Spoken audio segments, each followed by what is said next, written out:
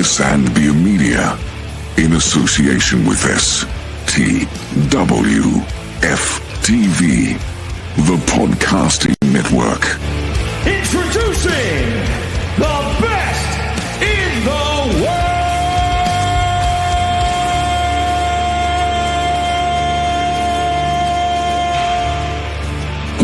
Yeah!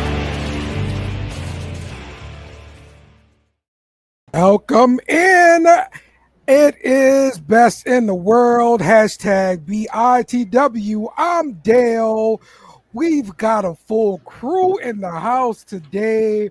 Faith is in the house. I don't want no beef today, Faith. I acknowledge you. How you doing? I'm good. How y'all doing? Dale, Bishop, the OTC. You know, we always acknowledge you. I'm good. I'm on my best behavior today. See, I came on. I'm nice. She lying already. Love it. Love it. True. I'm putting the crown on you. Stay still. I'm putting the crown on you. Don't move. Don't move. There you Go ahead. Gotcha. All right. You can check out an ATV podcast. Of course, we got Bishop Jeremy in the house. What's going on, Brian? What's up, guys? All right. And of course, the OTC Trail from Source U Wrestling. What's going on, man? Hey man, you already know what it is. It's Thursday. It's pretty much the last day of the week for me before my birthday weekend. So let's talk about what we're here to talk about, and that is the OG3. Birthday weekend, man. I didn't realize that, man. Happy birthday to you, man. Oh my gosh. I didn't mention it yet. That's why. Look at that. Yeah, I was man. gonna mention it today, but my bad. My bad. Try to sneak something off there. All right, here we go. I'm a man. Hey, it wouldn't be the OTC way. There we go. There we go. Trail hit the big 4-0. There we go. 4-1. 4-1. Okay. All right. Cool. There we go. Yeah. Looking like a 3-0, you know? Love it. Love it, man. But one of these days, man, you'll get you some white hairs like this. All right. Right? Oh, it's here. I just try not to stress a lot. I got you. Wisdom hairs. Yes, exactly. We I got blessed all and that. not stressed I got around here. That's right. Yeah. And no All right, crack, because you know. Let's get into it. It looks like we're getting the formation of the bloodline again. Roman Reigns comes in to help his family versus Division. It looked like him and Jay really on the same page. Jimmy like, what you think we're gonna see coming from this, Faith? I'm so glad we're talking about this. It just makes me happy, as you can see from my backdrop, my boys. Yes. I think everyone is being bamboozled. I'm just gonna say that. Okay. And the reason I say that is everybody seems, and let me not speak for everybody, but a majority of people seem to think that this is a continued story or a story rolling back around to Roman and Jay. I'm sorry to tell y'all, it ain't got nothing to do with them. This is Jimmy's story. And so this is all about where Jimmy goes from here, what happens to Jimmy. But when it comes to Roman and Jay, this is what I see happening. Jay is about to be anointed tribal chief. Okay. And I think he will run things when Roman's not around. And I think eventually Jimmy will get on board and he will be like right-hand man. And while Roman's away, then Roman will be the wise man to Jay. Okay. If you think about it, go back to that segment on Raw where they saw Jay talking to somebody on the phone. And if you listen closely, you hear Jay say, "I'm glad you did pick up."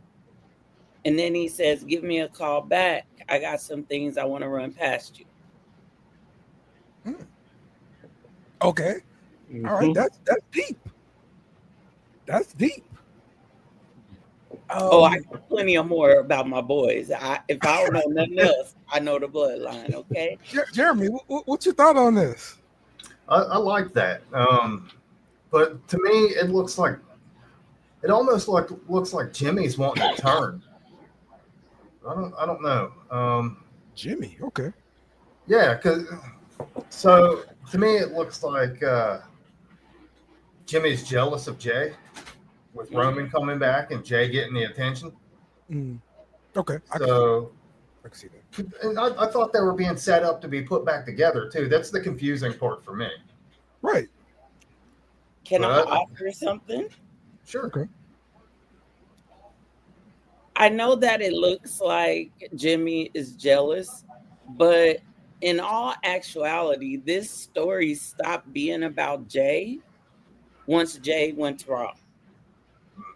And if you go back, this story started being about Jimmy around that same time, because what happened to Jimmy, he felt, go back to SummerSlam. I'm going to go back a ways. Go back to the SmackDown after SummerSlam. He told Jay, he said, look, I didn't pull you out the ring and kick you in your head because I was trying to stop your shine. I did it because I was afraid I was about to lose you. I didn't want you to become like Roman. Now we're gonna go back a little further to the SmackDown after Night of Champions, where Roman and Solo were going against KO and Sammy. That SmackDown, when Jimmy came out, was like, "No, Jay ain't got to fix nothing." He's like, "I'm the one that kicked you in the face," but he said something very important to now. He said, "It is embedded in me to protect my brother." Jimmy's agenda has stayed the same from that moment. Even if you go back to the Thunderdome era, when he was telling Roman about himself, he was like, I watched you for a whole year abusing my brother. Yeah. And then in that segment where Jay went after him and was like, oh, you think I'm Roman's bitch? And Jimmy was like, yeah. Yep. So he was like, I need you. You need me. We need each other. So this is an I am my brother's keeper story.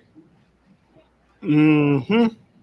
Jimmy's agenda has never changed. He just wants to be Big Bruh, and it is embedded in him to protect his brother, especially his twin.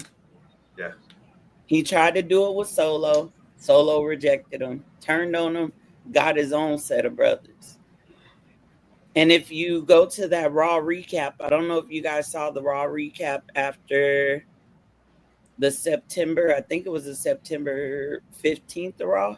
I could have that date wrong. Jimmy was on there for a good almost 20 minutes, and he said, look, I don't know what's going on with my brother, but all I know is I need to be with him. So that's what I think is going on with Jimmy. I know it looks like he's jealous, but if you go back and really look at that segment and focus on Jimmy that whole time, it's concern. He's like, oh my God, here we go again. Okay. He sees what's happening. And Roman let y'all know. He said, I ain't changed.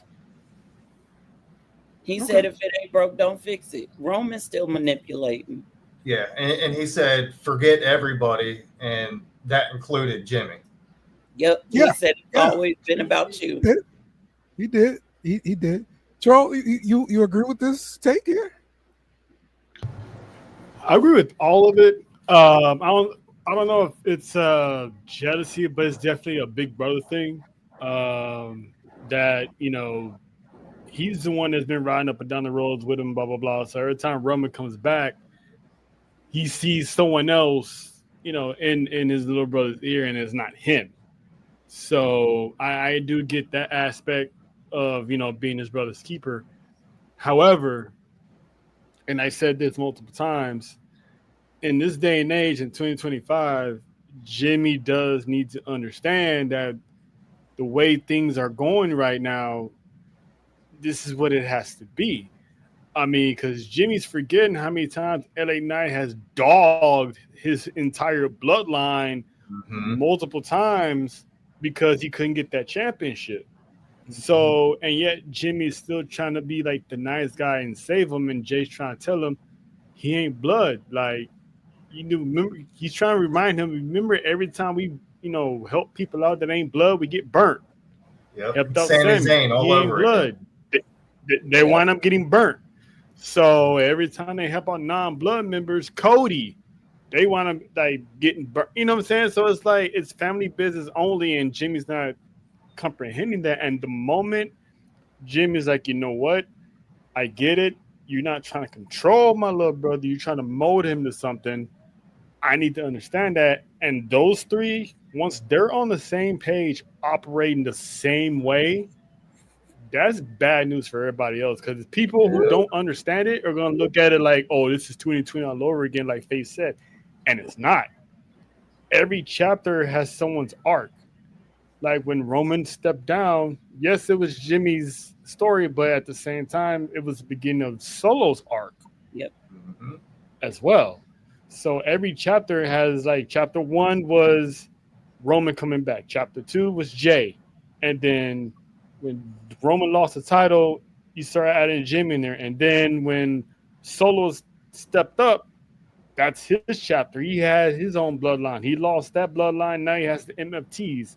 So now it's like this is Jimmy's moment. So he has to realize what's happening here. So I think once those three get back together on the same page as the OG3, it ain't gonna be pretty for everybody else. No. There's no bad guy. There's no good guys. Because like Roman said, he's like I've been the same guy. Just people always will acknowledge Roman Reigns in that bloodline.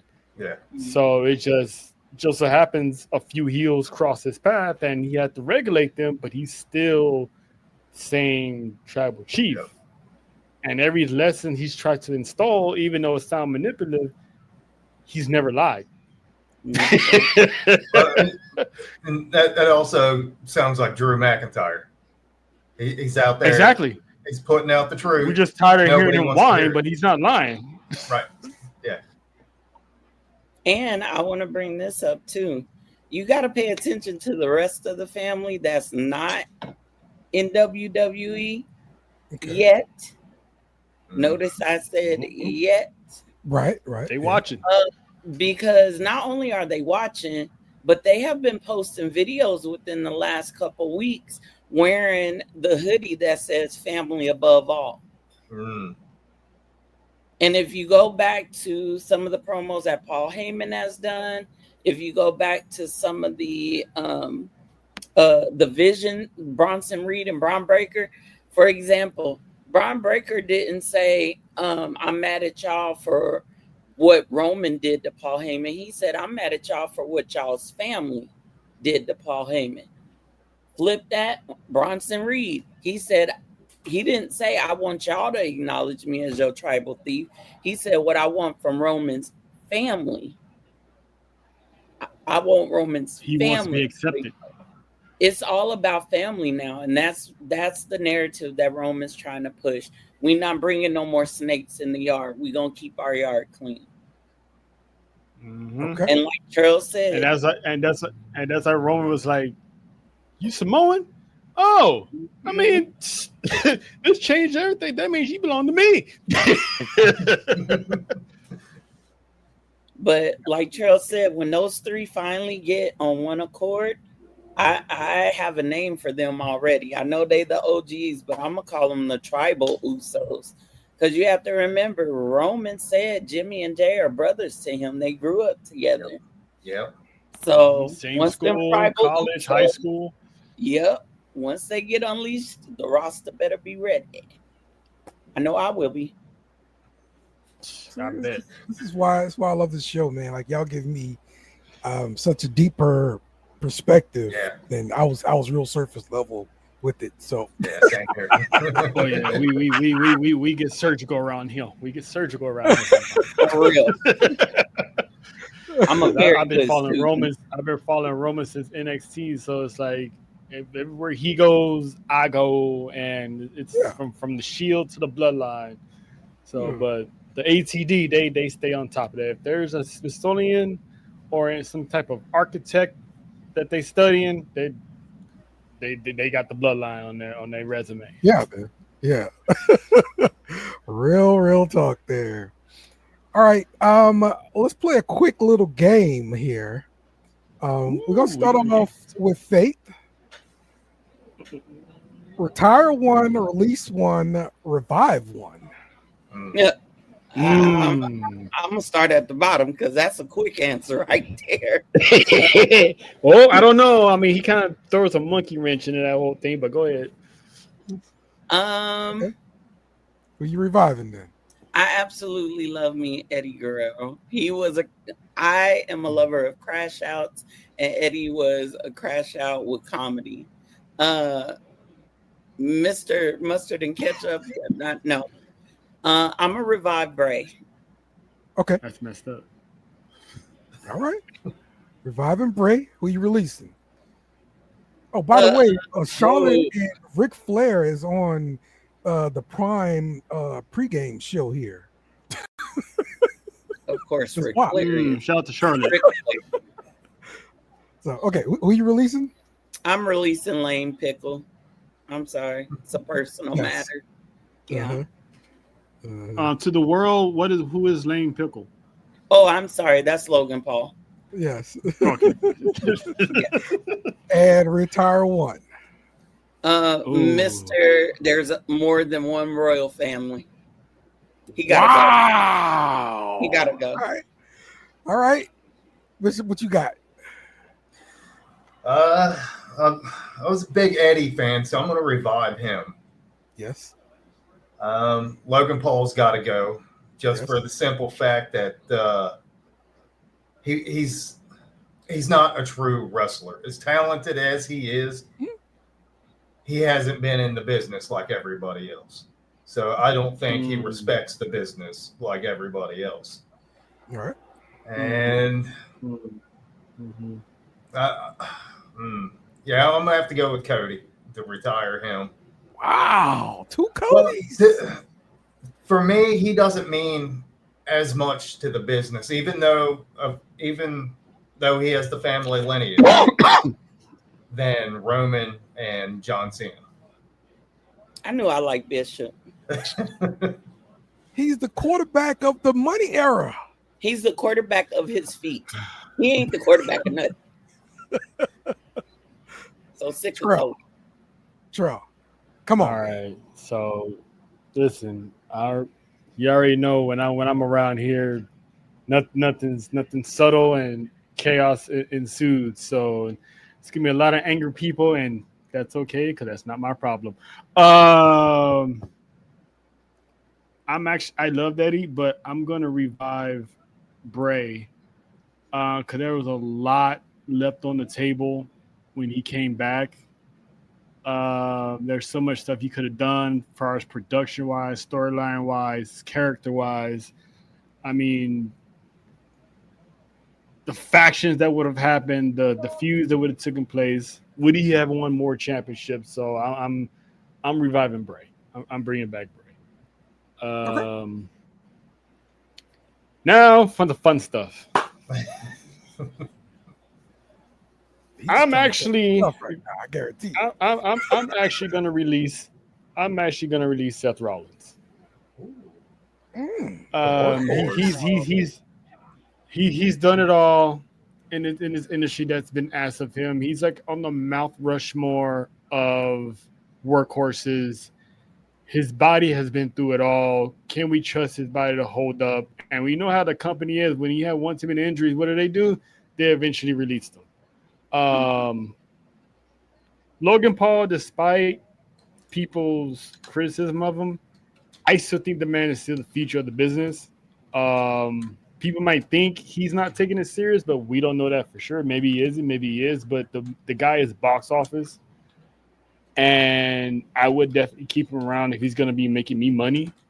Because if it makes a whole lot of dollars, it's definitely going to make sense. You know what I'm saying? And retire one.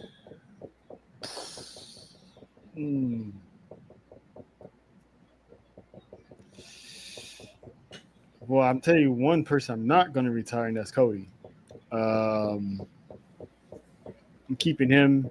He's that new generation. People don't like him, but hey, at one point in time, nobody liked John Cena as the leader of the new generation. And look how he turned out. Well, look at Roman also. This is true. So I'm going to retire Cena because Roman's influence will be felt throughout the industry with his family and his lineage of people up and coming. So I'm keeping him around. So Cena's definitely going to be the OG that's going to get his flowers and be on his way into Hollywood forever.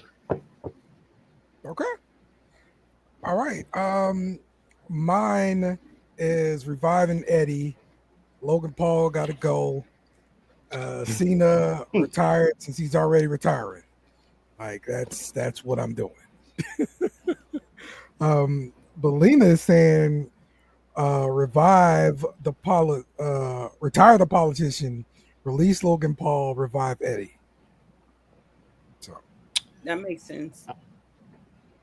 Yeah. Mm-hmm. All right. Let's get into some news and rumors. SmackDown. The ref stopped counting. Jade got busted wide open. That was a match that, from what I've read, they've been practicing on in house shows, a bunch of times. The pin was always the same, and the way she got the pin was always the same. Like she's kind of stealing the pin, did Tiffy. But they getting busted wide open like that, definitely not part of the script. Tro, what's your thought on this match here, man? I mean, you can practice it 1,000, 100 million times. That's always going to be an accident, a slip up that's going to happen. Especially when the cameras are on. First, the whole Jade incident, Nia didn't do it on purpose. When something happens in the ring, you still got a character to play. So I'm pretty sure Nia didn't see it. Obviously, she didn't see it at first because she's standing behind her. So when she's hit the steps, of course, she's going to gloat and be like a heel saying, yeah, I did that. But she didn't know how bad it was. So to say that she did it on purpose makes no sense. So that was one botch. And then obviously the ending of the match was another because there was mixed communications. Nia, I guess, didn't know she's supposed to kick out. She thought that was the finish. She clearly had no clue. I personally thought that was going to be the finish. I thought, Tiffy comes in, take the pin, and boom, it's over. Yeah. I didn't know that Nia was supposed to kick out and Tiffy was supposed to go through the whole thing of doing her moonsault to get the win. I'm like, if that was the supposed finish, I don't fault Nia for that, because if she thought that was the finish, then it should have been communicated that it wasn't. So if I'm the ref, I would have just did a shoot and just counted to 3. And that would have been it. Because stopping, knowing she didn't kick out, and then Nia's face is on national TV looking at the ref saying, am I supposed to kick out? Oh, okay, let me kick out. Right. 6 seconds after the ref already stopped counting. I'm like, you just made it worse. Just count to 3 and be done with it. You just made it a whole lot worse, and more people will be talking and criticizing afterwards. So it was bad. It's not like they were count 3 and be over with. It's not like they were pressed for time either, because the show was getting ready to end. That would have added another 20 to 30 seconds of Tiffany celebrating. So Stephanie when it came out would have been a long. Yeah. It's like, brother, you could just count 3 because all that extra just made it worse. That's a big ass blooper. Well, what, back you in the day, you can't blame ref. They would have babe. counted 3, and then no, I'm not blaming the ref. I'm just saying, sometimes it's like one of those fight or flight moments where it's like, well, I'm just gonna go ahead and count 3, and if I get in trouble, I'm gonna explain why or something later. But you just sitting there like, oh, I was supposed to do that. Oh, okay. I'll be that guy. Just pretending like something was in the eye. Yeah. I'll go ahead and be that or guy and blame something, the you ref. know. The ref should have counted. Listen. I Okay. mean, ultimately, it's Naya's fault for not knowing the spot. Yes. But at the same time, Yeah. the ref has to count. Well, didn't Because she? we're supposed to be suspending our disbelief, right? It's Yeah. supposed to be a sporting event. Well, when the ref does that, it does not suspend your disbelief, and True. it doesn't make it look like a legitimate sporting event. I think Ref Bay even post and say, look, mistakes happen. Yes. Yeah. She made a mistake. It happens all the time. It happens all the time. And Trell said it earlier, y'all got to stop coming for Nia, please.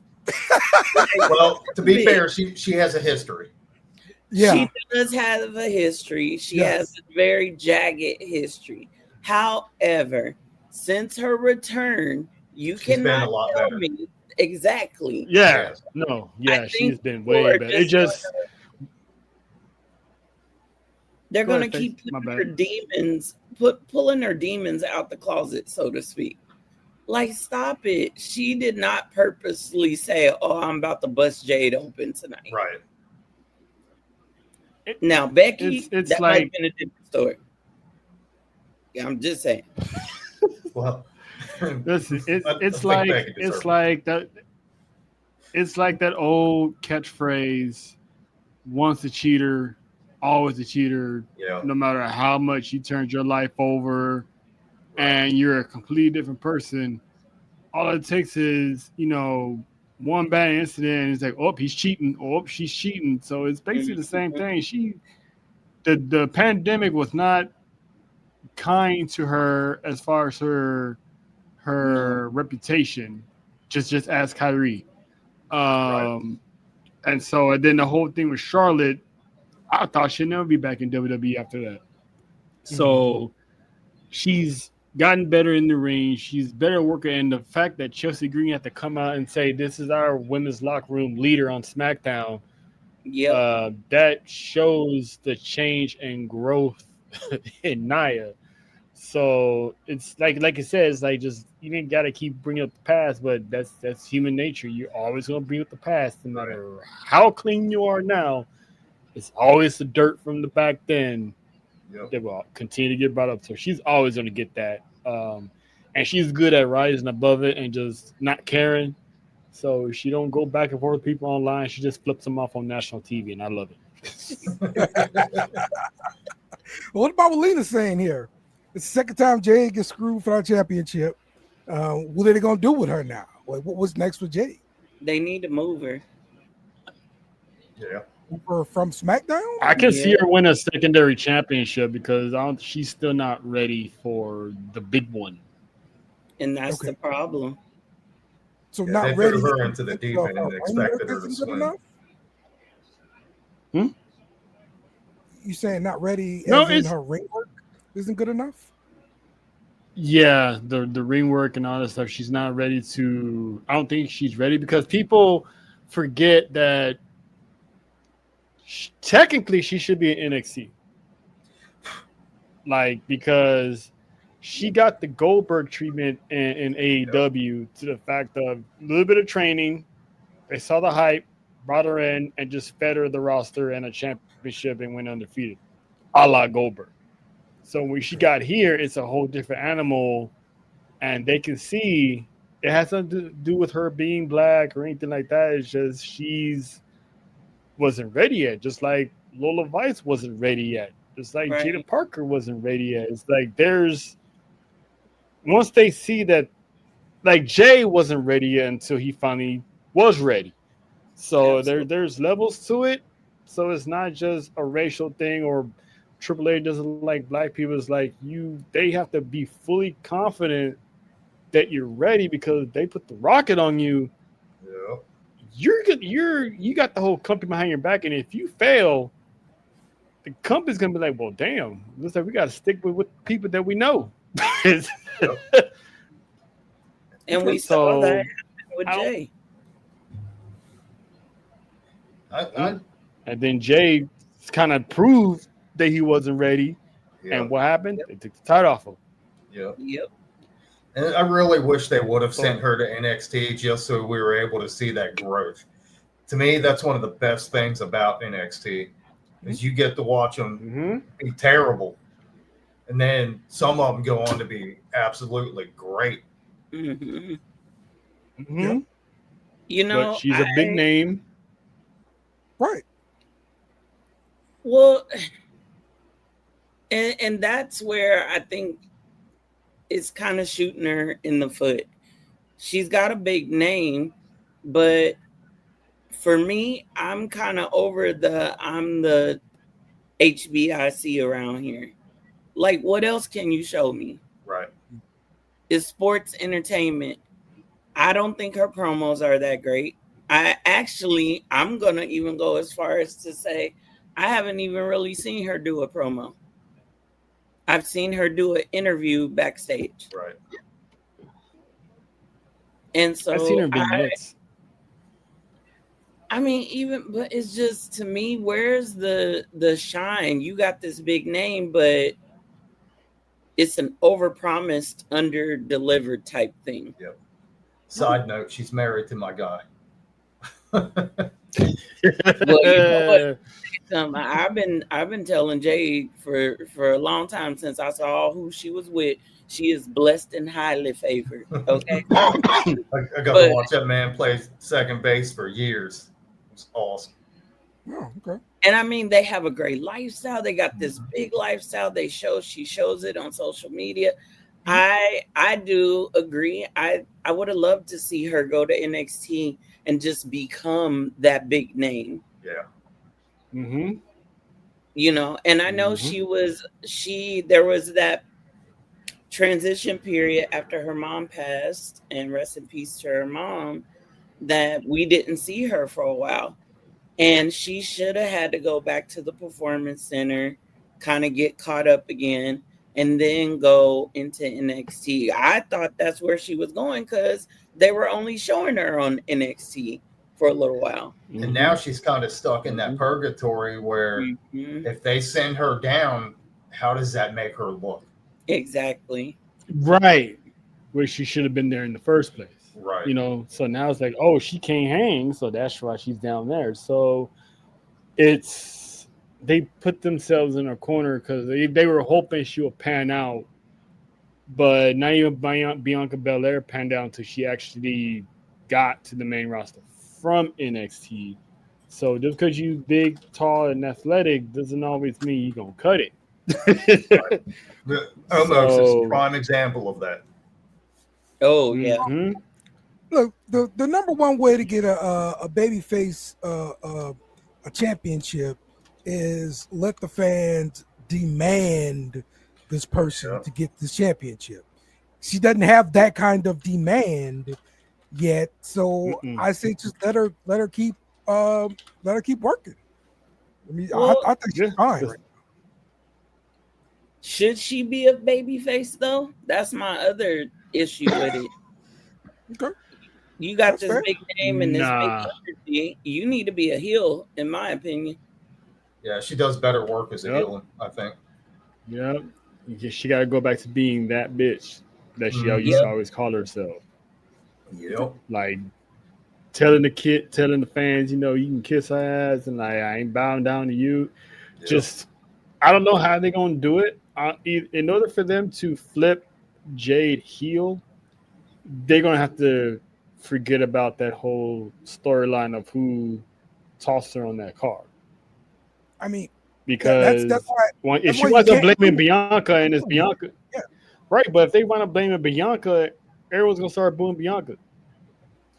Well, she needs what Bianca. Do you do? I mean, she does. I think they kind of moved away from that anyway, didn't they? Or I think on different brands now? Well, Bianca's still on SmackDown for now. She hasn't been moved yet.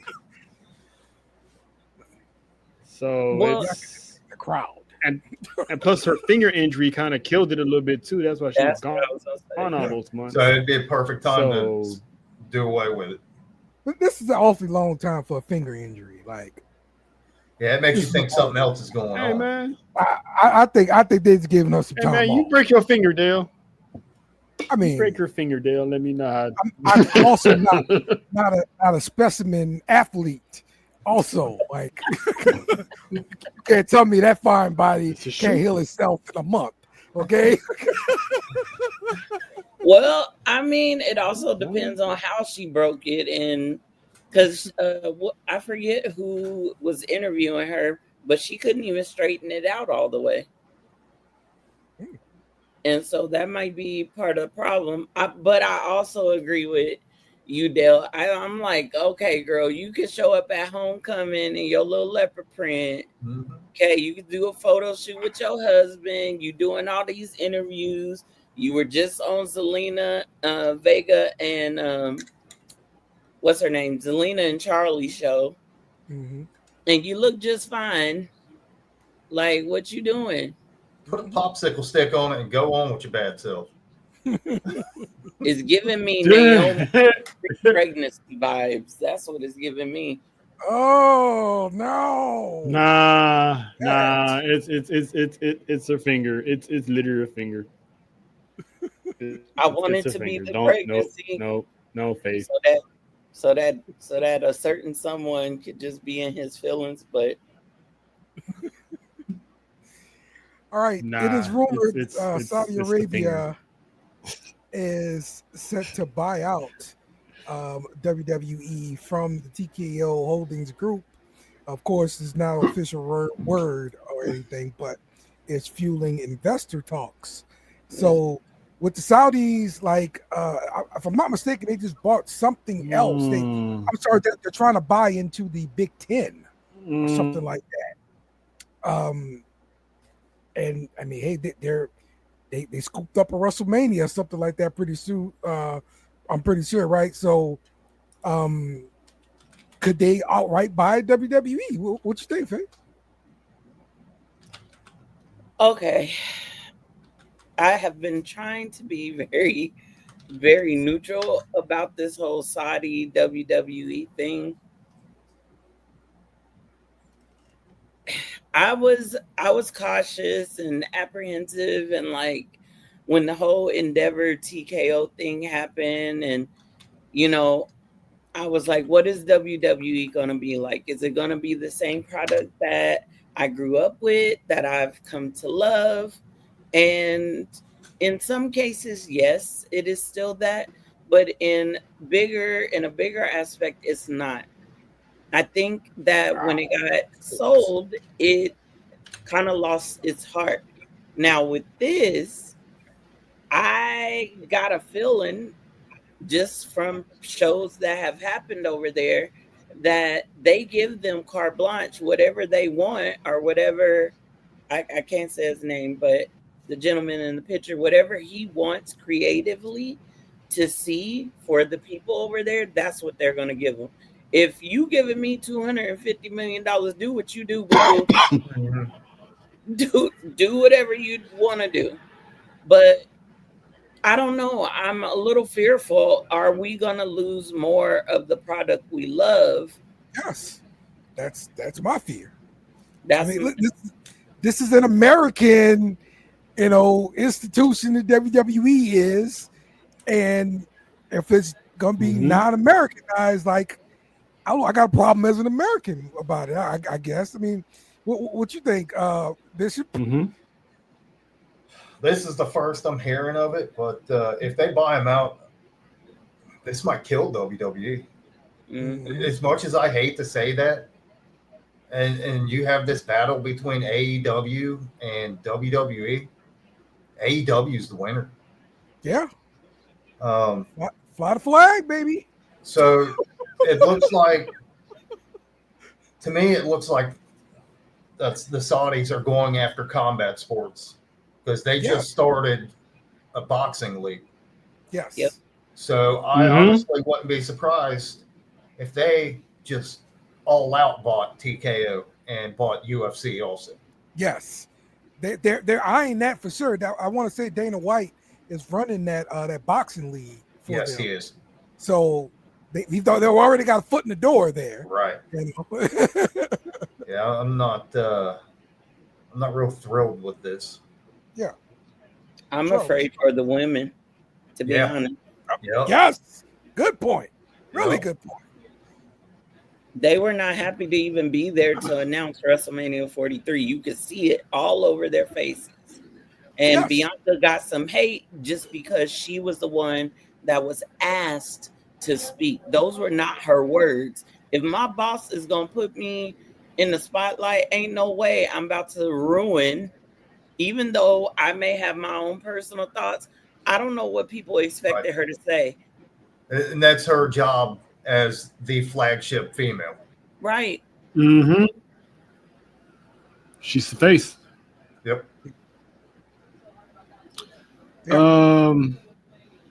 I think WWE, as far as from a fan standpoint, is in deep trouble if Saudi, after TKO just buying them from Vince, turns around and sells it for more just to get them out of debt and everything.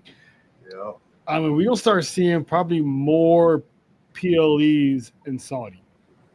That's one, which means there's gonna be more PLEs coming on at 5:00 in the morning, which everyone's not trying to do all the time. 3, like Faith said, the women, because when it comes WrestleMania season, whatever, they like to, come out with WrestleMania gear. They have somebody make. Bianca Belair prides herself on making her gear and at times help making somebody else's. All of them gonna be wearing pretty much almost the same type of pants. Yep. Everything covered up. Which, from a guy standpoint, that sucks. But from a professional standpoint, I kind of understand that part. I get that respectfully. But there's ways you can still have ring gear without being too revealing. They could have at least had, clamp down on the rules on that. The chest does not be exposed like that because we don't need that stuff exposed on our something like that. But still be able to work around it. But that's not going to be great. And if they're going to be involved creatively, that means Triple H's hands is definitely going to be tied. Yeah. Because all of his brains it's going to be Vince all over again. And this is going to be a little bit different because now you're dealing with the prince over there, and whatever the Saudis want, the Saudis will get.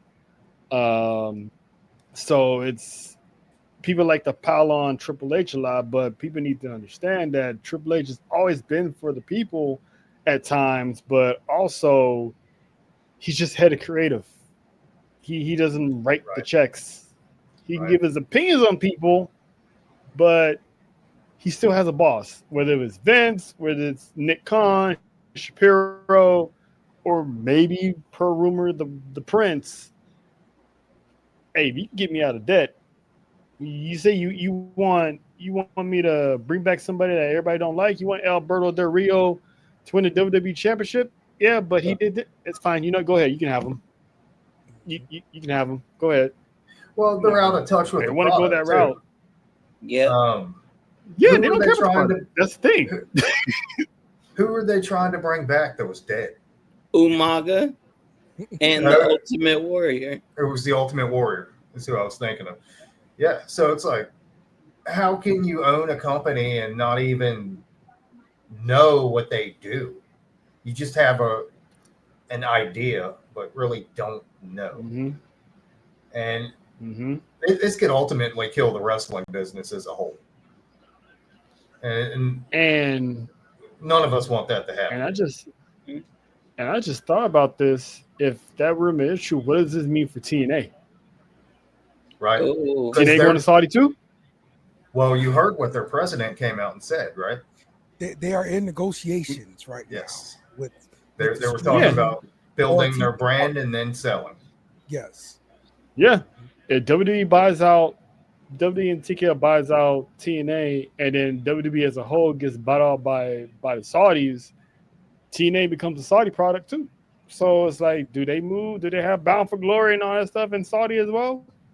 So it's going to be a major cause and effect.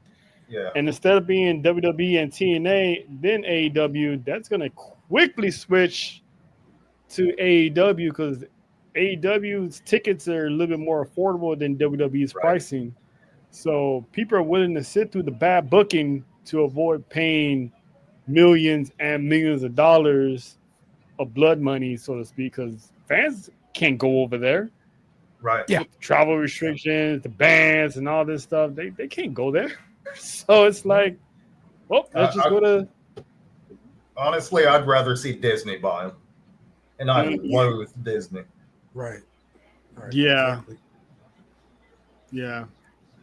All right. Yeah. Let's run Worst through- case scenario, yeah, we'll see the mouse bite instead of. Let's run through some some AEW real quick. Bring back DX, Ain't no way. That's great. All right. Andrade is back in AEW. This is the first guy to leave WWE, go to AEW, leave AEW, go back to WWE, leave WWE, and go back to AEW. Crazy. It's freaking amazing. Crazy. Congratulations. Which company is this guy spying for? Congratulations. He's a Trojan horse to everybody. Yes. He's working for WWE. Hangman. I say about 5 years, he'd be back again. Yeah. Yeah, exactly. Hangman versus Samoa Joe at Wrestle Dream. Is this championship run a better run for Hangman? I haven't been keeping up, but from what I've been seeing, I'm gonna say no. I thought his first reign was better. They should have definitely made it better on his second reign. Because if I'm not mistaken, did this match come about because he dropped the championship in front of Samoa Joe? Samoa Joe got mad about it.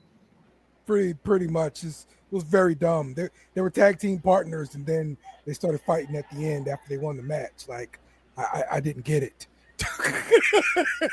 So yeah, I'm going to go back to his first reign was better. Better character to win, a better character of Hangman to win the championship, but it's trash. I wouldn't be surprised if Samoa Joe does win. I actually would be happy Samoa Joe does win because Samoa Joe holding the championship title is always awesome. But I'm waiting for the MJF payoff. Mm-hmm. So put the title back on MJF. That's what we're ultimately going. But this is next week. Bishop's gonna get a championship match against Hangman, I probably will. and then Dale, and then me, and then MJF is gonna cash in. So there you go. That's how the booking goes. Wait, so you're saying I'm not winning? Hey, you could actually doing Tony Khan. They gonna pawn you off as Corbin and have you win, and then people gonna realize, wait a minute, that's not Corbin. MJF's gonna cash in. Let's right this wrong. Right. I can team up with the Broke Bucks. Yes. Tony Storm has challenged Statlander for a one-on-one rematch. I really think they are angling to get that title on Mercedes. They have her with 10 belts.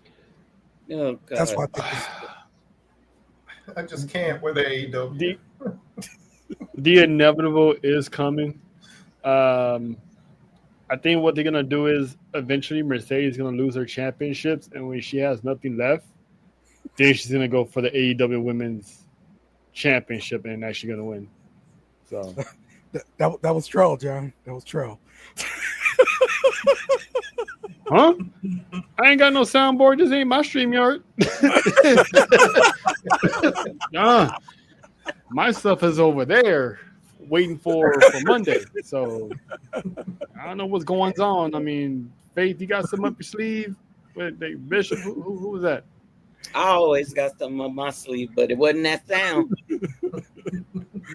Jurassic Express is back together. This is excite anybody. The initial get back together, yes, but after that, no. What happened?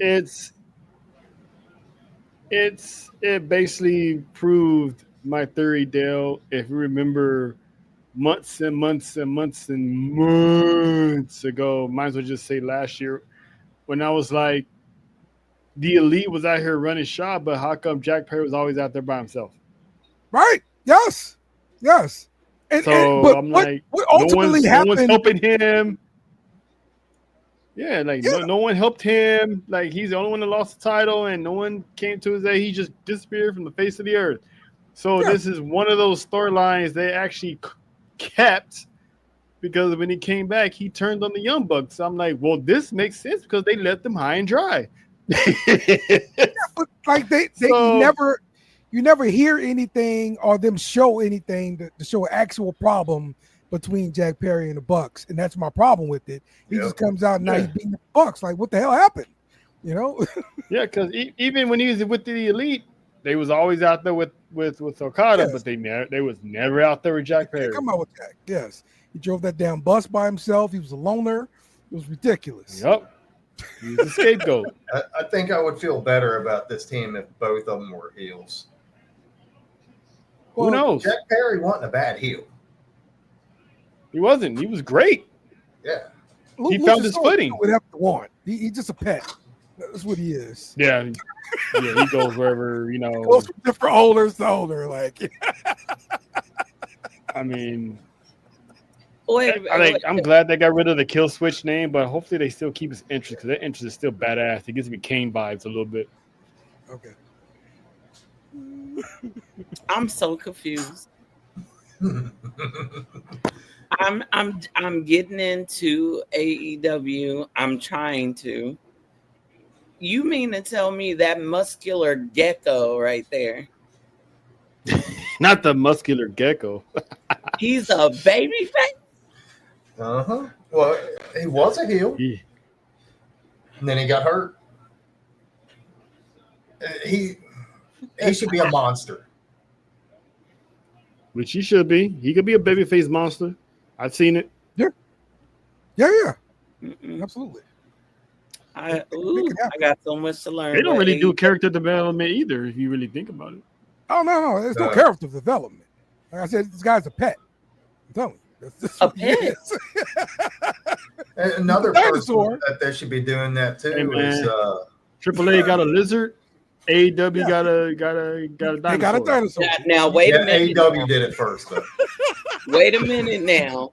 Layeska is a superstar. I don't know what that muscular gecko is, but Layeska is a superstar.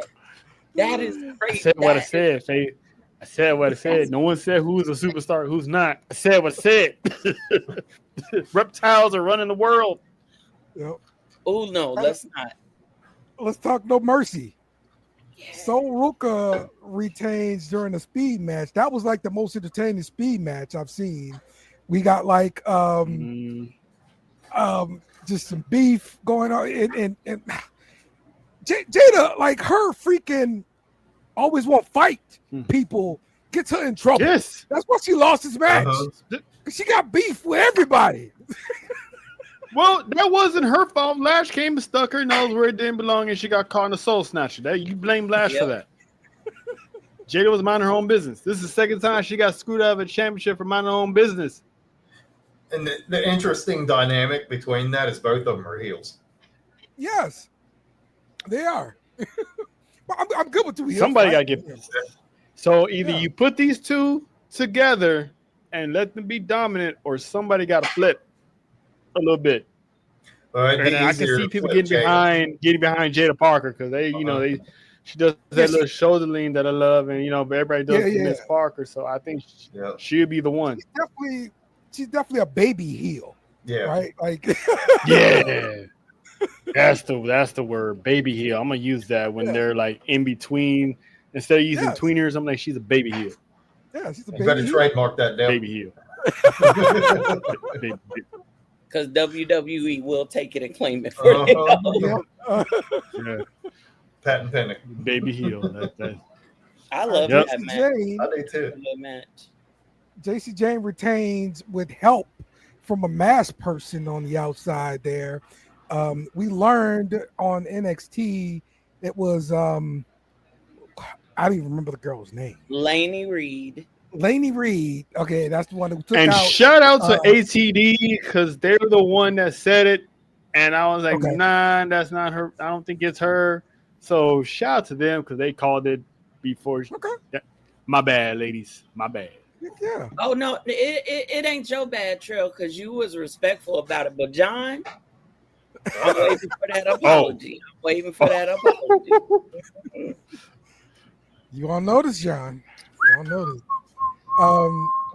But yeah, what do you guys think about her joining in the Fatal Influence group? Why are we keeping I this hate it. group going? That's why I hate it. Because JC J's a rock star. Stand up. Stand up. She could be a rock star on her own, man. I'm tired of this. It's like the Judgment Day. This thing got to end, man. Unless they got more people coming in, and this is why the Bloodline gets away with it because they literally got family members coming in and they can spin off to something else. Judgment Day and Fatal Influence can't do that. End this already, man. I just want to cry. Because keeping Fallon Henley in line is hurting Fallon Henley. Yeah. Hashtag free Fallon. Fallon Henry, to me, Fallon Henley is better than JC Jane. Absolutely. Yes. No in doubt. every way possible. Never mind. Let me keep straight. Yes. And new champ Ricky Shout out to them Saints country cakes. beating Obafemi at No Mercy. What happens with Obafemi, and is how long is Ricky gonna hold his title? Until Javon take it off of Javon Evans. All right. And when Javon takes off of him, Ricky Saints will be a heel by then, or will turn heel. Yeah, I didn't hate this title change because to Me me neither. this just I was shocked. It propels Oba to the main roster. Yeah. And he should have been there a long time ago. Long time ago. But I think I know where Oba's gonna go. What's that? What you got? Sami Zayn's next U.S. title open challenge. To another non-American, huh? That's what we doing, huh? Like it. And I wouldn't hate it if he actually beat him for it. Nobody would actually. I have to give props to Sammy the Snitch. He's been putting on every week, and I love it because I miss that. I miss seeing good matches every week. That's not the same people for 4 weeks straight. I think Sami Zayn, I wouldn't say he's underrated, but I would say he is undervalued. Yeah. He's the last thought, not the first thought. Maybe take it for granted. Mm-hmm. But if I see the ruler come out there on Friday, I'm moving to Nigeria and I'm learning. Blake Monroe loses to Jordan Grace in a weaponized steel cage match. Is this the end of this feud? I would think so. It should be in be a cage match. That should be the blow-off match. Yeah, we had two. So, and the only, I'm not gonna say complain, but the laughable moment was that whole cutting the hair, and we all know that wasn't Jordan's hair. But I'm just not gonna say nothing too much further about it. But we know what it was and what it wasn't, Sean. So. Yeah. Trail. Yeah. Listen, because if there really was, she would have been like Bailey and started coming out with a whole new do, hair short to the shoulders or something. We all know. She did get a new do. She got longer hair. All straight now. There you go. Dale, do I need to give you a class on extensions, Dale? Listen, I have been conditioned already. Okay, I used to be with a woman who would be bald one day, and the next day she have long hair. Okay, Oh, I've Lord. been conditioned. You ain't supposed to be exposing her, then. Oh, Hey, there's a reason why they're X. So expose the wait. way. There you go. No. This was her thing. Like this is what she does. So yes, I'm just conditioned that way. That's all. Look, I have to agree with John. I don't care about the hair is expensive. Them bundles cost money. And you just chop my bundles. No, man. That would have been a whole different weaponized steel cage match with me. All right. Let's talk about Showdown and not Invasion because it's not an invasion. Okay, sir? So somebody didn't get the memo on that date. Yeah, I had no idea about the date or anything. Like, Yeah, that was kind of a touchy subject. yeah. My only thought was the old And I get it. Shane McMahon face. That was my only thought about Invasion. I just find it kind of odd that nobody, since it's only been 2 years, was up to speed on their politics enough to know that happened on that day, and that they should have known better. Any other day of the year, they would have been fine to call it that. Mm-hmm. There's two things I gotta say about that. Is like, one, even though they should have known or not known, ain't no way WWE is gonna publicly poke fun at a horrific moment, Right. And do that deliberately. Most definitely. To avoid backlash, they have to do what they have to do. I get that. Right. Second, and I told John this, a TV episode on a Tuesday night should not be given a PLE name. Well, they're on the AEW route. Yeah, it is. The name Invasion holds a lot of weights. But AEW's having a show that same night. They're going head to head. That's cool. It's gotta be special. I get it. I mean, that's AEW for choosing to go on Tuesdays, so that's on them. NXT's been on Tuesdays for a couple of years now. I'm just saying that, and they could have did like since they bring up PLEs out of nowhere on a short term, since it's NXT and they got PLEs, separated, they could have easily just slid in a Saturday night PLE for NXT and called it an Invasion, because there's so many people I wanted to see involved in this. I want to see Matt Cardona get a match. Mm-hmm. Have him compete on NXT soil, you know what I'm saying? Like maybe him against like his name was Ty Dillinger, but what's his name? Sean Spears. Oh, Sean Spears. Sean Spears. Have a match with those two. Or based on what happened with Javon, have him against Josh Briggs. I mean, the man is right there. He's not being used. You know what I'm saying? I think they're have going NXT's best women's tag team go against the Inspiration. What I'm saying? It could have been more to it than just a 2-hour TV special. They could have did something on that and then have like an Invasion as a blow off, type of thing. But I'm not mad that they had to switch the name, because I personally didn't think it should have been on there. So, but the reasoning behind it, it's. I mean, should they have known? Should they not have known? But at the same time, people are too woke that every little thing is like, this happened on that day. You guys are being disingenuous. Well, I get it, because there is a fan base there, and that is their 9/11, and that would be like New Japan coming out with a tag team on 9/11 debuting and calling them the Twin Towers. So I get it. Mm-hmm. Yeah. Okay. So it's entertainment or not. I felt like that name should have went to a PLE at least.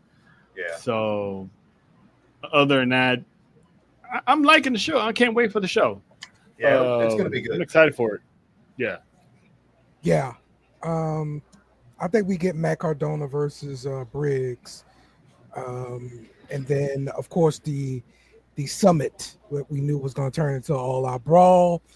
Sure enough, did. Shawn Michaels came out and just smiled and everything. What did you guys think about the whole summit brawl situation? I'm pretty sure you expected it, but Mhm. Yeah, it's like putting a table at a contract signing. Somebody's going through it. Somebody going through the table. Yes. So my whole, I'm confused about Kalani Jordan. So yeah, why is she captain? I understand that she's champion for TNA, but Trick Williams is TNA heavyweight champion, but he's on the NXT side. So it makes no sense at all. That's to me, that's AEW booking. Well, Santino said he didn't trust Trick because his name, Trick. But he's going to trust somebody that's held the title for a week? Lonnie seems a lot better more trustworthy than Trick. I'll trust Lonnie. It almost makes me think that something's coming with her. I would trust her.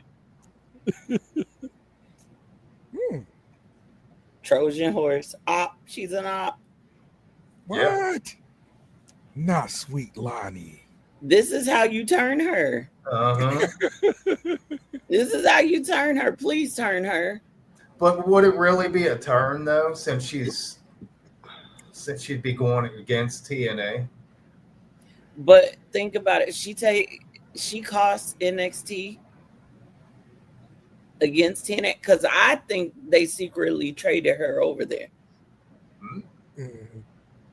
Because of the person that came out and congratulated her after she won the title. If you remember, and if I remember correctly, wasn't Dana Brooke brought her in. Yeah. So I think they secretly traded her over to TNA, and I could see her, if you want to turn her finally, because I feel like they were teasing it for a long while, a little bit. If you want to turn her finally, have her cost NXT. Yeah.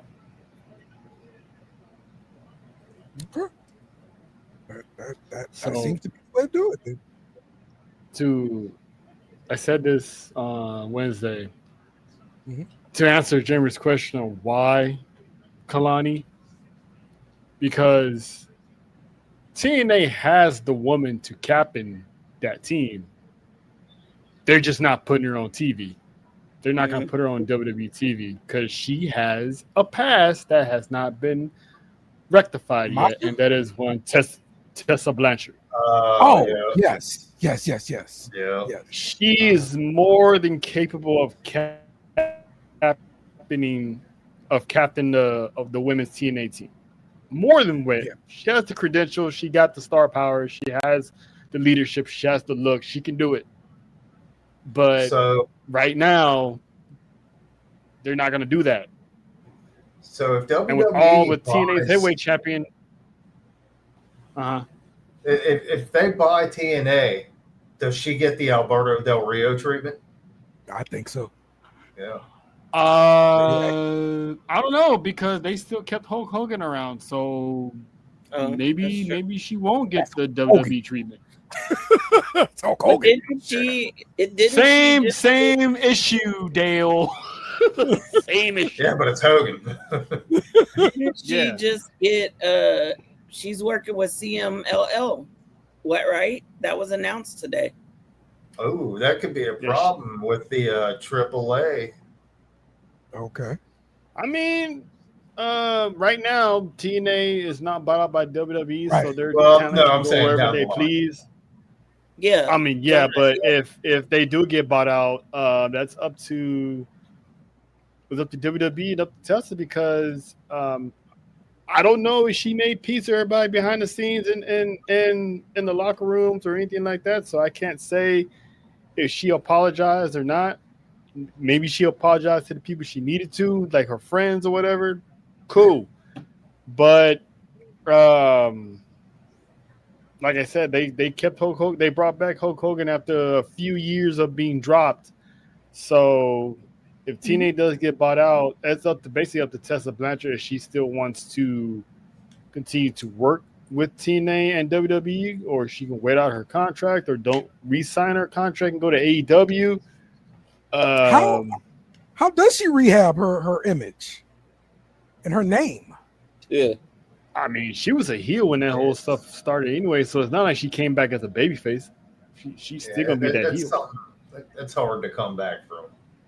Yeah, but I'm saying like somebody in the business got to know like, okay, this was a mistake she made, and I mean, like WWE could be that company. Yeah, but some kind of way your image got to get rehabbed. Just like I said, the kid that was in MSK in TNA, like he got released from WWE. Yes, went because of some racist stuff, and he had to rehab his image. That's the only way WWE let him back on TV. Right. So what does she have to do? I would think that somebody like Mark Henry would have to come out and kind of say something. Okay. I mean, she's stayed out of trouble ever since then, so it's not like she's constantly in the news over something. She gets paid to do a job. She does it. That's what WWE looks at that stuff. Is like, have you been a problem since then? Like, they're not gonna make you go out there and do charity work because everybody's gonna look at that like, oh, she's just doing that to get a job or something. So it's just. People are still not going to like her regardless. I think it's also the locker room she's going into. Mm-hmm. Do the females of melanated kind, do they are and will they or are they willing to work with her? Right. So they're going to have a whole talent meeting. Oh. Yeah, you don't want that animosity in the locker room, and then it plays out into the ring like that whole debacle with Charlotte and Tiffany. And Charlotte and Nia. Yep. So, they do not have, They had Lisa Fox with her, right? Like whatever her name is now. Yeah. Victoria Crawford. Victoria Crawford, yes. Mm-hmm. Yeah. Yeah, but can you really take her seriously though? Because she's kind of got a screw loose. So. Are you talking about Victoria? Yeah. Yeah. She been and had screws loose. But you can't deny that the girl can go in the ring. True. Yeah. Go in the ring. And I think the crazier she is, the better she is.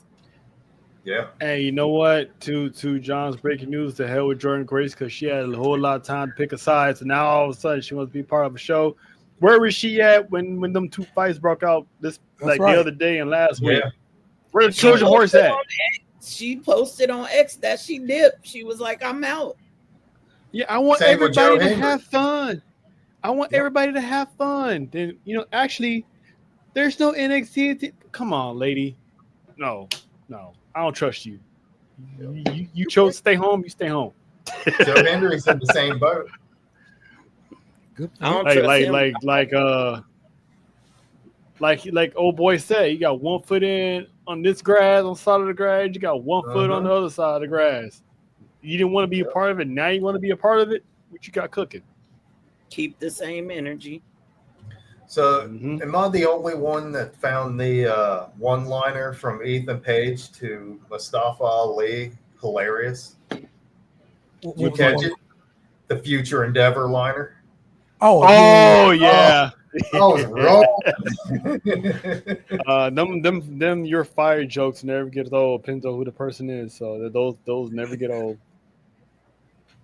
I would actually like to see Mustafa win that title. Yeah, it seems like everybody's got one now, though. Your fire story. TNA needs to win an NXT championship, and I can see that North American title going over there to his group. And that'd be dope. To me, that would right the wrong that they did him. Yes. Yep. Could he still owe the championship match? Yep. They owe him a lot.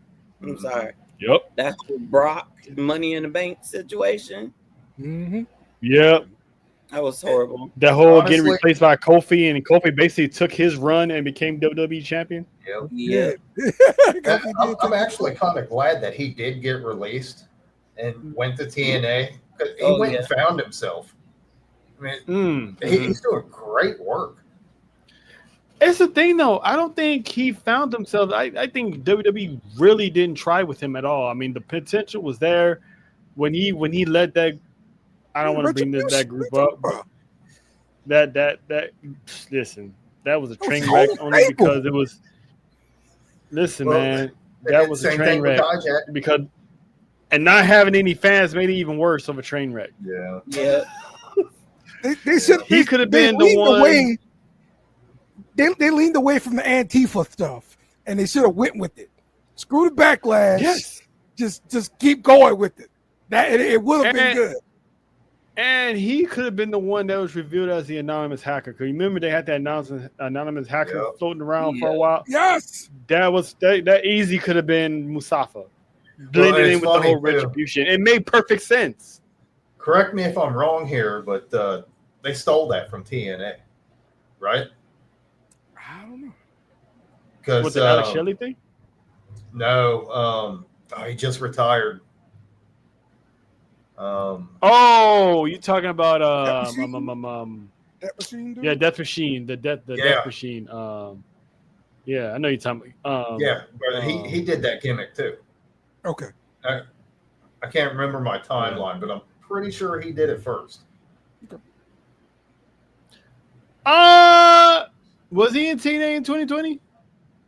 Yeah, he's been there. I for wasn't a long watching him time. back then. Yeah, he left NXT pretty early and just went right. No, to not Mustafa. Death Machine, dude. Can't think of his name. Yeah, me neither.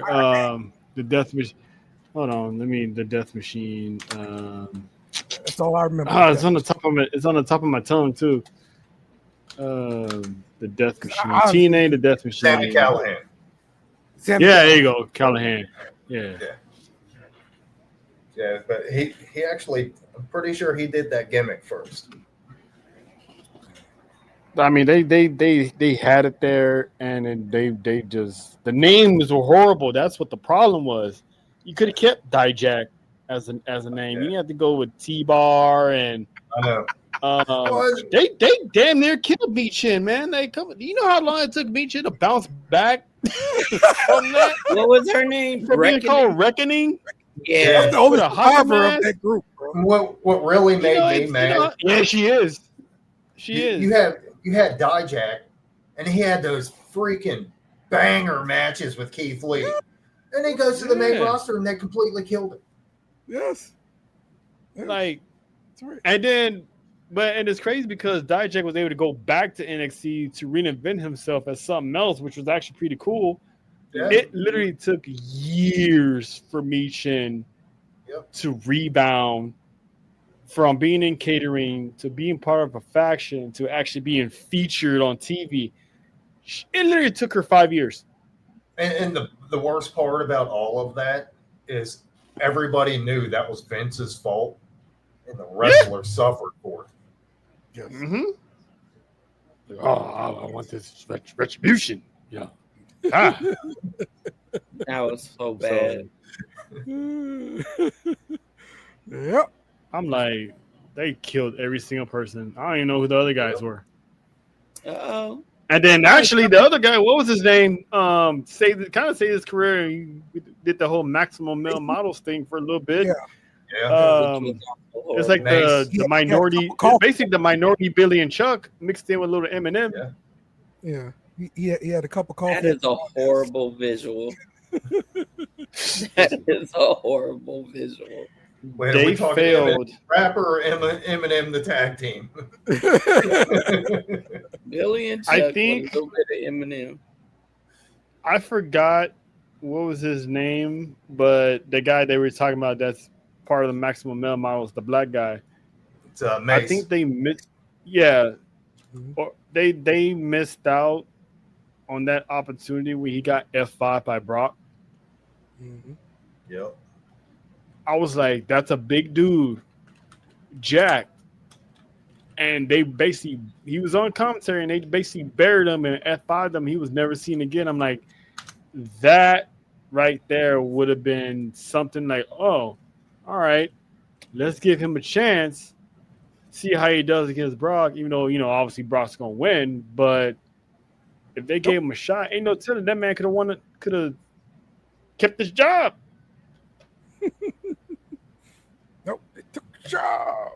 Well, we all know Vince did certain things to certain wrestlers because it entertained him. Yep. Not us. So. And Shane Thorne had a pretty high ceiling too, and it ruined him. Yes. He's just now recovering from that. I'm not gonna lie to you, I forgot who Shane Thorne was. I had to look it up. He's like what that TMR group now. With that Australian dude that does the bending stuff, the catch wrestling. I forget his name. It don't matter. Let's talk about that important if I don't remember. Let's talk about SmackDown here. Drew McIntyre attacked by Jacob Fatu. Drew McIntyre had a boot on and everything like that, but Jeremy, you were talking about Drew McIntyre like spitting truth and everything like that. Give me your thoughts here. This is going to be a really good feud. It's like you can't go wrong with Drew, and in a way, I'm kind of sad for him because he's a main event guy, but they're using him to propel people to the main event. And to his credit, that speaks volumes for him. But he should be in the title picture. Mm-hmm. As much as I want to see, I didn't know I needed to see this, but I do. And I really want to, but I want to see Drew in the chase again. Yeah. I prayed for this and it happened. No, because I've been waiting for them to circle back from their stare down a while back. If you guys remember, Jacob was leaving, I think, and Drew was coming out and they had that whole stare down. Mm-hmm. And I was like, yes, take my money, take my savings and the money I keep in my mattress. Take all of that and give me this match. So I'm excited to see what happens. Okay. I think they booked themselves into a problem with Drew because I said this on Wednesday. Drew is now the guy that we've been wanting him to be because he's always been Roman's favorite number 2. So we always wanted him to be, the premier guy, the guy. And now that he's the guy, it's hard to book him outside of the title picture. Like I don't think they know how to really. And it's not Drew's fault. Just now he's such a big name. It's like, what do you do if he's not going for a title? It's almost like Rhea Ripley, but Rhea Ripley actually has something to do because she's in the middle of a compelling storyline. So she's getting booked very good outside of a title picture. So it's just with Drew, it's like, he's not getting a title right now. So why do you keep putting him in a title match? And if you don't put him in a title match, where are you going to put him? So having Jacob Fatu as the answer, I like it. Now, the next question is, how long are they going to go with it? Because I don't want this to be a one and done, because if it's a one and done, can Drew afford another loss again? Or is Jacob going to get a loss already on his way back to the company? Which, by the way, shout out to Faith because she called that 24 hours ahead of time, and the dude just magically showed up. So I'm still wondering, what do you know that we don't know? But that's a conversation for another day. But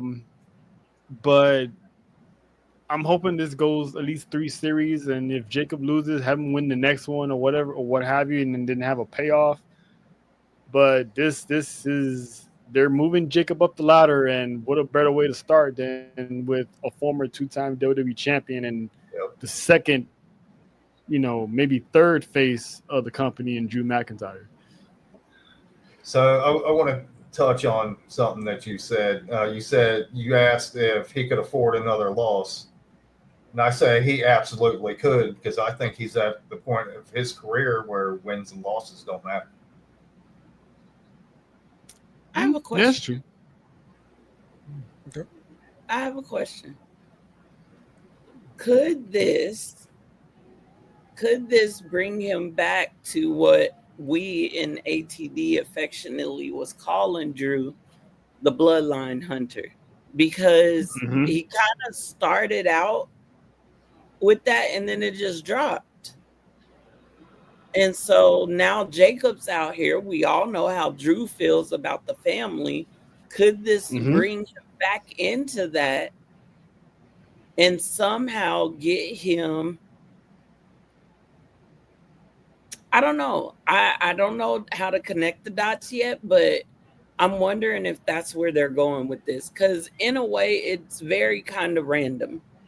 Even though I said they had that stare down way back then, that could have just been forgotten. Right. But the way that Jacob came out and came after him, number one, it reminded me of when Jimmy came out and came after him and was like, "Yo, lost." Yeah. Maybe that's what you're doing. Yeah, that was the first thing he said was, "Man, shut your ass up." I'm like, "Yep, that's definitely someone that just walked out of nowhere and walked into the store. He's the one complaining, like, man, shut up." Yep. And to Faith's point, I can see him rehashing. I still have forgotten what your little family done to me, and Jacob, he's gonna stand 10 toes deep behind his family, so we can reignite that Bloodline Hunter. But this time, he's hunting somebody that took a Glasgow kiss and looked at them like, you just do that on me? Yep. Everybody knows you don't. Everybody knows you don't headbutt a Samoan. That's it. That's right. Tell them, Bishop. Tell them. You can't. Drew better bring some silver bullets for that werewolf. That's right. Seriously. I'm looking forward. I don't know when it's gonna crack, but they can prolong it to a big time PLE as long as they can. But I'm pretty sure it's probably gonna be at in Saudi. Because they really haven't announced that many matches for Saudi anyway. So they do the last minute. So we probably find out Friday what's going to go down next weekend. Is, Crown Jewel, right? Like that's what's coming. Oh wait. Oh, I'm sorry. I'm thinking about Perth. My bad. I was just about to say, is it too early for them to do it at Crown Jewel? Yeah. My bad. Sorry. Perth. Yeah, Perth. Yeah. Although they're probably gonna do it at Perth. I think there's going to be a match at Crown Jewel that I just don't want to see anymore. Goldberg? Ew. Oh, he's done. He's gone. He's gone. Don't do that, Dale. He's gone. No, I'm talking about Damien and Alistair. Oh. Hey, I like that little feud, man. Like, why you dislike it? I like that little. They 1-1. I liked it because they mesh well together. They both have MMA background, so to speak. But do I really? Can we just end it on a SmackDown? That I'm just tired. I mean, it could be a SmackDown before Crown Jewel. It might be. It might be. It might be. I'm not gonna hold you. It just might be. It's just me and the repetitive matches. I'm like, come on now. I think Alistair should win this one, be done with it, and the lights go out. Sami Zayn standing open challenge. Lights come back on. Ka-cow! Right in the face. New champ. Alistair Black. Yeah. Or prolong it and have Alistair stalk Sami Zayn for a bit, like Karrion Kross did. And then pay off Alistair Black winning the championship. I think that U.S. title has another set of eyes on it that nobody's paying attention to yet, and that's Montez? Shinsuke. Oh, yeah. Oh, He's lurking in the shadows again. he's always lurking in the shadows, man. That's how I know he's still around. Even Yeah, in but- non-United States business, he still be lurking in the background like, I do hear he's supposed to be returning pretty soon too. So Hey, just yeah. keep walking. It just keeps walking. Just, Y'all know why he back. Wait, huh? Y'all know why they Why's he brought back? Shinsuke back. Because they about Why's to he do back? all those super shows in Japan. In Japan, yes. Yeah. Yes. Yes, exactly. Maybe he wins in Japan. I'd be cool with that. And maybe that's why Kyrie. Oh, did we get Shinsuke and Alistair? No, Shinsuke's in a tag match in Japan. It's already been announced. It's Shinsuke and Jay versus the Bronze. Oh yeah. Wait, why Jim can't go? I bet you Jimmy ain't trying to go that far from his wife, right? Well, she in Paris, so I don't know. Really? Oh, She ain't worried about him. She's in. She's been attending Paris Fashion Week and looking amazing. She ain't worried about him. She ain't worried about I Big heard Jim. that, She's like, yeah, go ahead. All right, we talked You about better be Sami buying Zayn having tickets these for you and bangers. Faith, Dale. we saw Sami Zayn having these bangers and stuff, but this one versus the Young OG, a definite classic on SmackDown. Yes. Jeremy, what's your thoughts on this, man? Yeah. And after seeing my that, bad, Jeremy. Go ahead.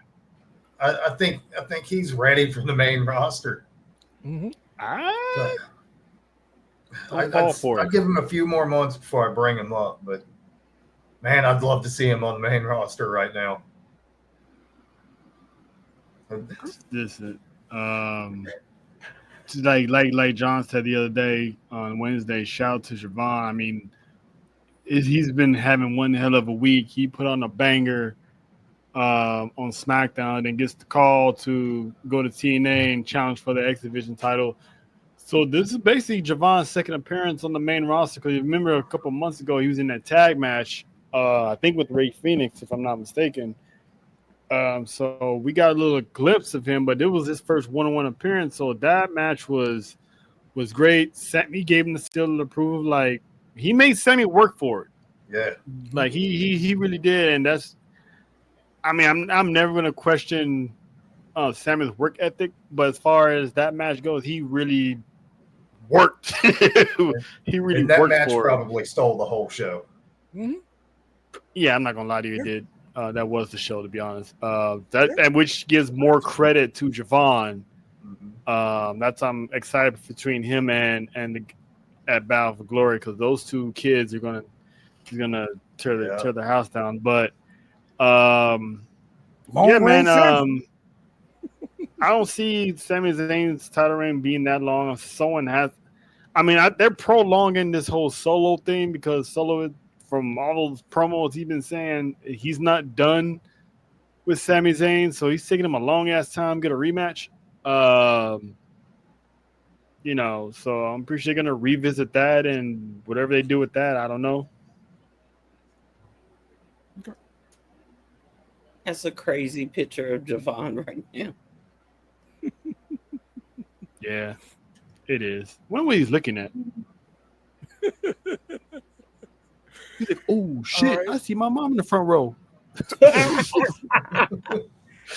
Stephanie Valkyrie versus Tiffany Stratton at Crown Jewel. Who does this? I mean, are we gonna have Tiffy kind of elevate Stephanie here? Yeah, by losing. Yep. Right. Wait a minute. Okay, I got some breaking news once we get talking about this. Tiffany's getting her first loss as WWE Women's Champion. She's not beating Stephanie. Stephanie is on an amazing rookie season right now. Mm-hmm. And what a way to cap it off by having her win the Crown Jewel Championship. Mm-hmm. So I think The only way Tiffany's winning is someone comes out and screws over Stephanie. And right now, Stephanie doesn't really have any enemies. So unless they're beating the feud off of whoever interferes, there's no way, as good as Tiffany is, there's no way she's in the same league as Stephanie, and there's no way she should beat her. Well said. All right. No more Tiffy time. What you got for your breaking news?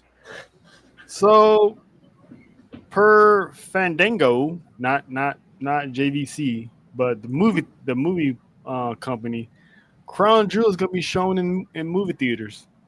Ooh. Oh, all right. Wow. In Australia or everywhere? Everywhere, because like WWE Crown Jewel will be held outside of Saudi Arabia for the first time as the event comes to Perth, Australia. Thanks to Fandango, the event is also being shown in select movie theaters. Wow. That'd actually be a fun experience.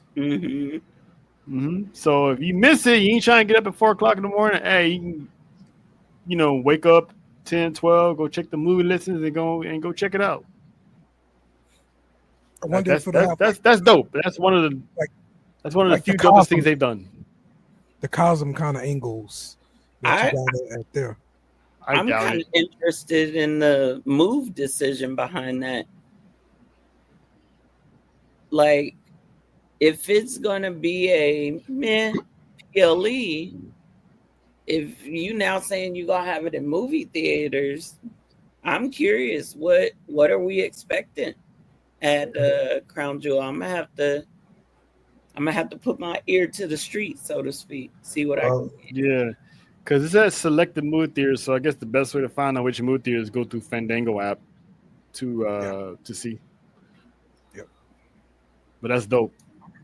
I don't know if this is gonna be moving forward on all PLEs or they're just doing this for Crown Jewel. It remains to be seen. Okay. Well, listen, the number one baby heel out there is Dom Mysterio. It looks like he's doing this old Eddie Guerrero like baby heel run where he's going to cheat and the crowd is going to cheer cheating, and it's hilarious. It's great. This match between him and Rusev was not disappointing at all. Rusev dominant and Dom cheating to win. Love it. So I saw somebody say, like the whole the chair thing, the whole fake thing. Mm-hmm. Dom should be the only one allowed to use that. Mm-hmm. I 100% agree with it. Yes. Absolutely. Listen, man, I was about to call this man an idiot because the ref was just looking at him like, I saw you. I can see you. I'm like, you haven't mastered the Eddie technique just yet, Dom. What are you doing? And then when he did the low blow, I'm like, I stand corrected. 200 IQ. I'm like, I stand corrected. Yeah, I'm like, I stand corrected. You did that on. All right, cool. So, and the fact that he managed to beat Rusev, no interference from the Judgment Day, based off his mind alone, it's like this man really genuinely is, the king of all luchadors. He's the Mysterio, and and the company is like subtly getting behind Dominic and booking him the way they're booking him. Is like he's due for a face turn, and it's gonna be good. So does he go back to Judgment Day with the inflated ego and say, I didn't need you guys after all? No, they're gonna be like, why didn't you help JD when he was getting his ass kicked by Rusev? Yeah, he did help him. He pulled him out of the ring. Yeah, like after Finn Balor dropped him. So, and it's like, I mean, listen, I get why they're gonna question him, but if I'm him, like that was a smart business decision. Because what are you gonna do to that man while he's in the middle of an accolade besides get your ass whooped? So that was a smart business move. Finn is the bigger wrestler, whatever. It's cool. He showed no fear, but this is where now we're just waiting on one Olivia Morgan to make her return so we can kickstart this split as soon as possible because she's been on this social media with Dominic, so she's due to come back. So Yeah. I wouldn't be surprised she comes back to Mexico first with them and then shows up in the Judgment Day clubhouse like, did you miss me? Yeah. Okay. Is this the babyface run you were talking about, Faith? For Liv and Dom? Yes. No, Okay. I don't think so. I think they do split from Judgment Day, but they are doing amazing work as heels right now. Okay. And him being a heel with both the titles for right now is good for business. No pun intended. Gotcha. Mhm. Okay. We've got Bailey still on her ish, the craziness, kind of clicking out back and forward against Lyra. Lyra also making appearances on NXT. Where does this land here, Terrell? What you thinking here about Pam? First of all, Pam is always Pam, so shout out to Pam. I'm confused of what they're doing with Lyra because she's dealing with which side is Bailey on mentally. She's the good Bailey, she's the crazy Bailey. I still think those two will make a great tag team together. But then why is she going back to NXT and trying to get with Tatum Paxley? Is like, what are they doing with that? Are they trying to blend the two together? Are they bringing up Tatum with her and Bailey? Because why is she in two different? She's literally doing two different storylines if it's separate. Why is she doing two different storylines for her? With two crazy people. You know what I'm saying? So it's like, that's what I'm saying. This woman, Lyra, she's gonna channel her inner crazy, and it's gonna be best for everyone. And her and Bailey together as these two crazy chicks is gonna be awesome. And then for some reason they do call up Tatum and have those. Listen, I don't know what they're planning, but I have a feeling this is gonna be integrated somehow, and I'm for it. Okay. Jeremy, what you got? Yeah, I think that could be interesting. I actually like to see that. I'm really liking this whole Bailey Two-Face deal. Yeah, it's really interesting to me. And I've said it before, but this is what Nikki Cross should have been. Yeah. So, and it's unfortunate for her she couldn't make it work because she was really good at the crazy part with Sanity. Mm-hmm. Yeah. And that match he did with Oscar. Yeah. So, yeah, I'm really liking this. I'm interested to see where it goes. Faith, you interested? I am. I'm liking. I like Lyra, but I'm more in this particular instance. I'm focused on cake and thighs over there, Miss Bailey. Mm-hmm. We've seen the ding dong, hello her, the role model. We've seen the hugger. They're all now coming together in one body. And it's given me almost like Naomi said, here, you be proceed with caution until I get back.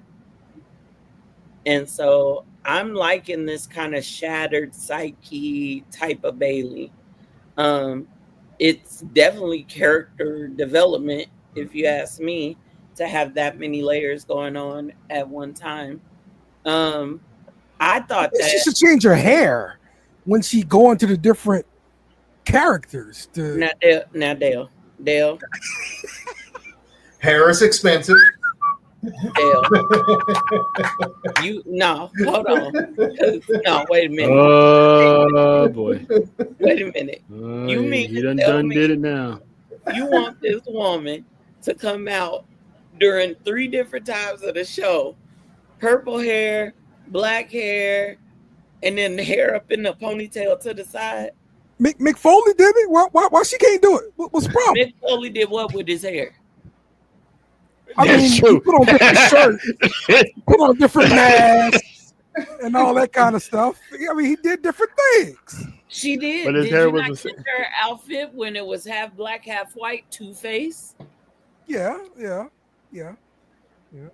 got you. Dale. She was saying ding dong while hugging fans. Like, Yeah. Yes. Yeah. She gave Wade the greatest night of his life. yeah, I wish I was That waiting. man was over there gooning like a mug. So, but I can't blame him. I can't blame him. Exactly. I can't blame him. But I am curious to see where this is going. And Trail said something earlier. I'm kind of confused on what's going on with Lyra too. Because on NXT, I could have swore I heard her say, or Tatum say, "So you're back?" And she goes, "Yeah, I'm back." Well, what does that mean? So are you going to be on main roster and NXT? Jesus. Excuse me. Damn, that question knocked the bejesus out of you, huh? It did. I've been perplexed, as you can tell. All right. And the final thing I've got: who are Los Americanos? I've got. I think this is Tyler Bates. I want to say it's Pete Dunne, but this dude look different. That's ripped. Like, Never looked like that. that don't look like no Pete Dunne. Yeah. No. And if it is Pete Dunne, someone needs to be testing Drug testing him. DEDs. Yes. Yeah, I don't know who that person. You know what? Someone brought it up a while back that it could be one of the Creeds. What's the taller one? Julius. I mean, he Julius can. Creed, Yeah, he can I easily don't think slim he's up and tall got enough. big arms. Yeah. I mean, they wearing boots too, so it's moved. Yeah. I'm going to Then tell I you who don't I know. think it is. What do you think? I think it's two of them security guards and everybody else sitting up here wondering which superstars it is. I think it's just two random security guards that will later become NXT World Champions. Okay. That's funny. All right. They're calling them Bravo and Ryo. Americano. Yeah. Yeah, the last name's still Americano. That's funny. So yeah, man. I can't wait to figure out who this guy is. Do you think we'll ever figure out his identity, real identity? I don't know. I'm waiting on the internet neither. sleuths. Yeah. Yeah. I ain't no never- telling, Tyler bro. Bates is not the guy. I never expected it to take off the way it has. I know. Yeah. But everybody's in on Tyler Bates for the other one. Kaiser has. Yeah. He's taken it to a whole nother level. Yeah, yes. Well, apparently that's not Kaiser, according to the picture. Man, that's Kaiser. I know. I ain't. That's definitely Kaiser, because he's the one that was snooping around when Chad Gable was hurt, and then next thing you know, he went into that locker room like, let me put some elegant and class into Americano, and shit, he did. All of Mexico loved this man. That man came out singing in Spanish. You sing in Spanish, you went over the entire culture. Yes. I kind of wish they'd have continued the whole Chad Gable thing, though, where he's still Kaiser and he's doing Americano. Yeah, right. Do both of them. Yeah. That's what I'm wondering, if Chad Gable ever gets healthy, are you just going to debunk it and just have him come back as Chad Gable and redo American Made? Or they're going to come back and he's going to be the Americano, and then it's going to be one of those, what the hell is going on here? Because I think Chad Gable lost that gimmick. Yeah. He got jacked. Yeah, he did. Absolutely. Yeah. And Jacked. And, That's crazy. he was doing a good job with it, too. That's what Yeah. really sucks for him. It's great. It's great, man. That's like, but wouldn't it have gotten the way it is now? Because would have he gotten that much love in Mexico? Because I really don't think Chad Gable could sing in Spanish. Right. Would he been able to take it where Ludwig took it? I don't think so. Mm. Yeah. Because when he was Americano, he still had the Creed brothers with him and Right. Ivy Nile. So it was almost like, I can't compete, but I know someone who can type of thing. Now it's a Right. whole thing now. So it's crazy. I'm here for it, but it's just crazy. I find it hard to figure out where Chad would even fit on the roster right now. Ooh. Yeah. Oh, man. He's Let's gonna be see. a roster now. Shit, 'Cause moving. American Made is Man was where? doing Maybe good where work Brutus. before he got hurt. Yeah. You I haven't would seen any say, of them. I'd say put him in a title hunt for the United States Championship, So move him to SmackDown. or whoever, unless the championship gets moved to Raw and vice versa. Whenever he comes back, wherever that championship is at, have him compete for it. Well, if he's I mean, ready, he could answer the open challenge. Yeah, I mean, I wouldn't mind seeing him running back with Sami Zayn again. Mm-hmm. Yep. Perfect. I mean, Chad Gable, United States champion, that's like little Kurt Angle, like make it happen. Yeah, that'd be a great way to reintroduce him. Yep. Mm-hmm. Got a lot of American Olympic heroes in WWE nowadays, so shout out to Tara as well. Damn, he could fix that whole thing. Yeah. He could bring all them up. Yep.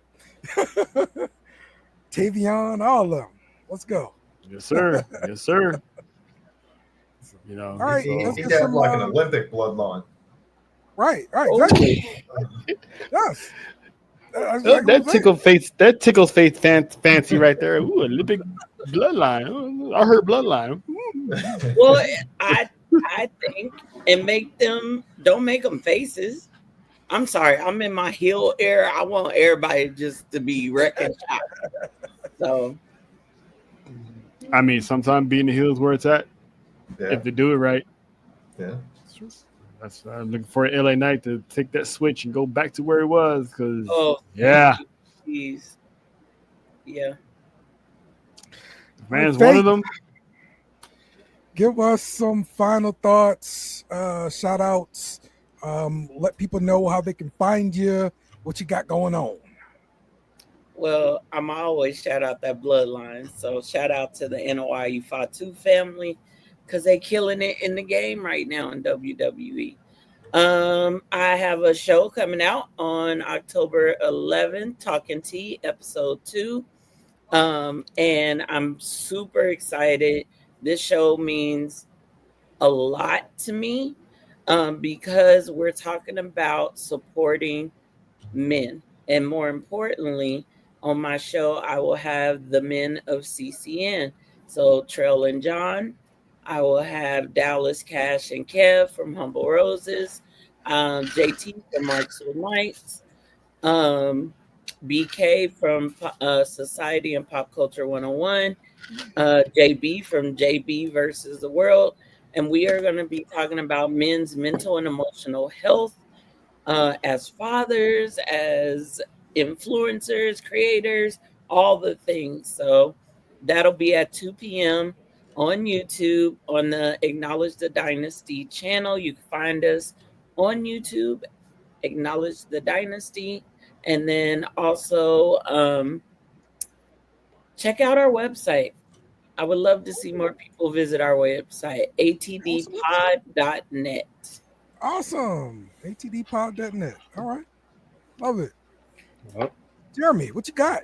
So the only thing I got is I'm seeing that Bret Hart's daughter beat cancer. So congratulations to her. Yeah. Oh, that's one good news coming out of the Hart family. I'll clap to that. Oh, yeah. Love to hear that. Love to hear that. All right. And Trell, what you got, man? Well, shout out to everyone that came out yesterday in support of our 1 year anniversary of Sports View Wrestling. It was a good show. Appreciate the support. Love to have you and Jeremy come back on in the future because the last one was awesome. And shout out to the head Queen right here for pulling up for the after party, which was always a treat. So yeah, man, you guys gotta be part of these after parties, man. Because when on Mondays or Wednesdays, when the camera goes off, sometimes the fun still keeps going. So it's a lot of laughs, and I'm not gonna disclose why she was, but Faith was she was pretty medicated yesterday, and she had a fun day yesterday, being heavily medicated. So shout out to Faith for providing all the tears of laughter last night. So I salute you. Well, you kind of got to say it now, because now people are like, oh, she just over there popping pills. Ain't nothing wrong.